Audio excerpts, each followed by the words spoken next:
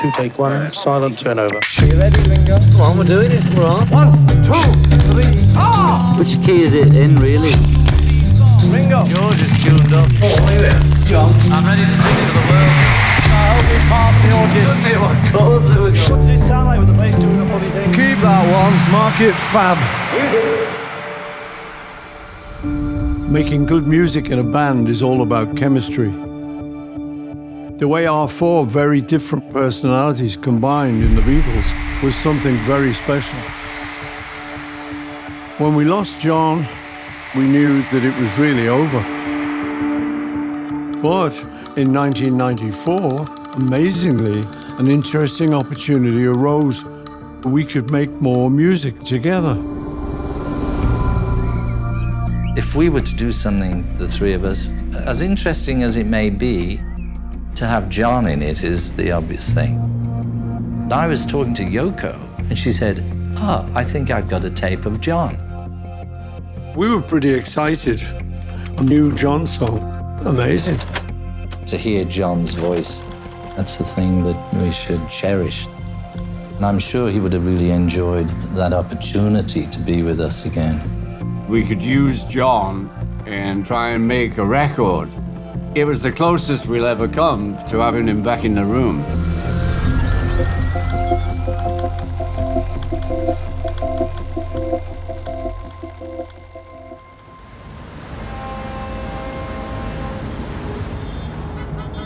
I do remember living at the Dakota with Dad and Mom. There's this impression that my dad stopped doing music for a while to raise me, which I think is partially true in terms of him not touring and not fulfilling any major record label obligations. But he was always playing music around the house. He was always making demos, and I do remember him recording into these tape cassette recorders. Mom had these handful of songs that my dad hadn't finished, and she gave them to the other Beatles.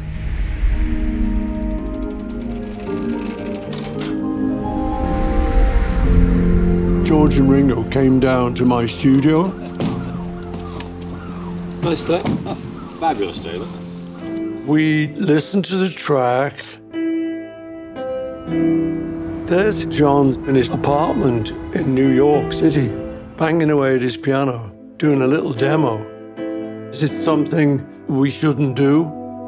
Every time I thought like that, I thought, wait a minute. Let's say I had a chance to ask John, hey, John, would you like us to finish this last song of yours? I'm telling you, I know the answer would have been, yeah. He would have loved that.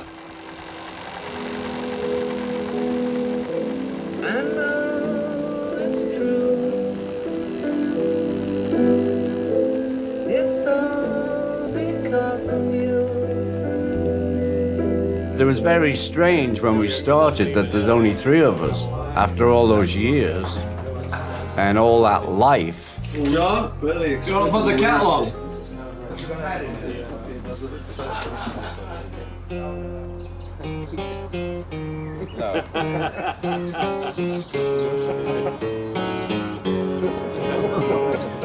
We did Freeze a Bird and Real Love, and we got a little bit of time left to do Now and Then. When we started Now and Then, it was very difficult because John was sort of hidden in a way.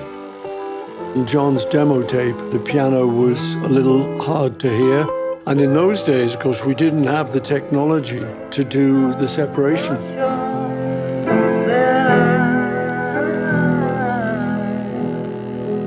You know, that's computer stuff. You know, I was telling you a year ago, Jeff was doing this thing on his computer, but it opens up a whole other kettle of fish. Kind of worms. But will it open another year of work? It really brought to the fore, to the three of us, that John's gone.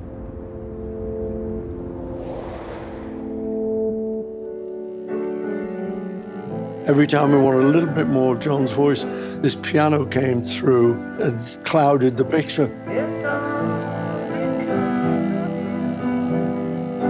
I think we kind of ran out of steam a bit and time, and it was like, well, I don't know, maybe we'll leave this one.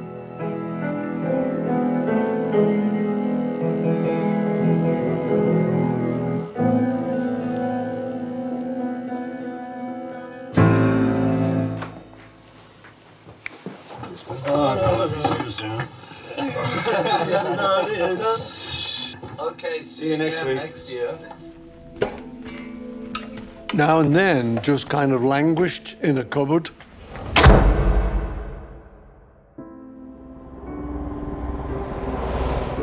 And then in 2001, we lost George, which kind of took the wind out of our sails.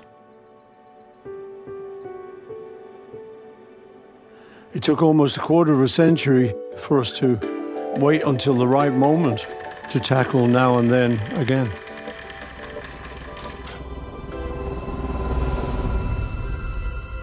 With the technology that Peter Jackson and his team had worked out during the Get Back movie, he'd been able to separate off certain instruments and voices.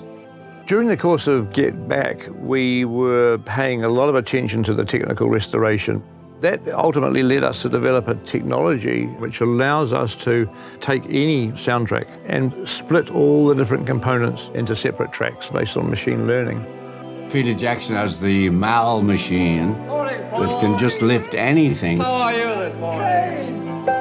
We thought, well, we better send John's voice to them off the original cassette. My dad would have loved that because he was never shy to experiment with recording technology. I think it's really beautiful. They said, this is the sound of John's voice. A few seconds later, or however long it took, and there it was, John's voice, crystal clear. I know it's true. It's all because of you. And if I make it through, it's all because of you. Since Peter took John off and gave him his own track, it's like John's there, you know, it's far out. So in the mix, we could lift John's voice without lifting the piano, which had always been one of the problems. Now we could mix it and make a proper record of it. I pulled it out, had a listen to it, and thought, oh, I could actually do the bass a bit better, so why don't I start there?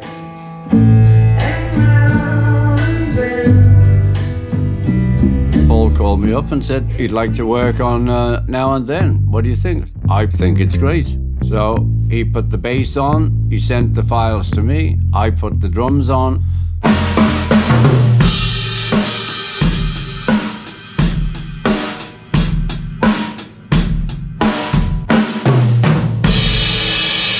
It really brought it on, you know, and so now we had a track that was really starting to cook.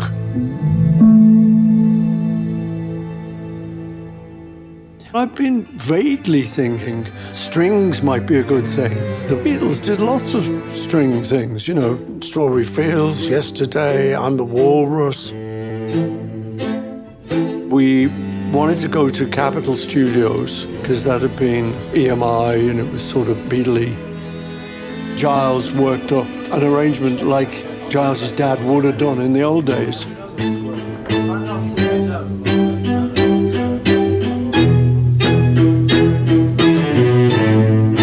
We had to put the music out on the stands for the musicians, but we couldn't tell them it was a new Beatles song. It was all a bit hush-hush.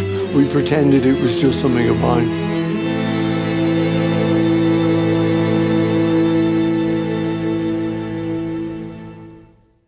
On the new record, there's a guitar solo.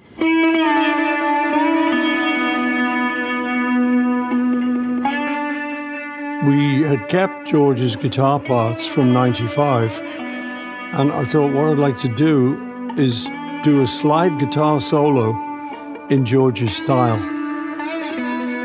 It was really a tribute to George.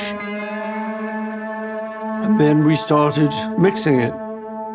Wow. This is it. Now it's a Beatle record. 1, 2.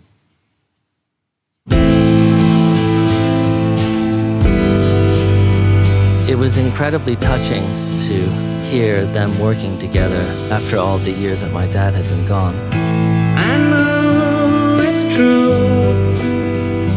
It's the last song that my dad and Paul and George and Ringo will get to make together.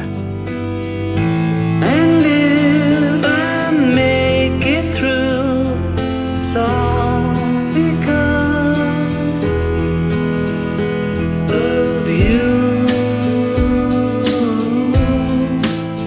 All of those memories come flooding back. My God, how lucky was I to have those men in my life and to work with those men so intimately and to come up with such a body of music. To still be working on Beatles music in 2023, wow. We're actually messing around with state-of-the-art technology, which is something the Beatles would have been very interested in. Now and then, it's probably like the last Beatles song, and we've all played on it, so it is a genuine Beatle recording.